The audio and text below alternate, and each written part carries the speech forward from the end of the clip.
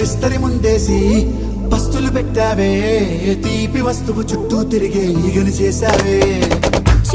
సిగ్గలేని మొగుడు గారండాయ్, గుయ్ గుయ్ గుయ్ గుయ్ అంటూ మీదికి రాకుండా గంపెడి పిల్లలతో ఇంటిని నింపావే, సాపాదిండు సంసారాన్ని మేడెక్కించావే. ఇరుగు పొరుగు ముందు సరసాలు కెట్టి పడుకోరే కుక్కలాగా మీ వాళ్ళు, ఏం చేస్తాం ఎక్కేస్తాం ఎట్టాగే డాబాలు.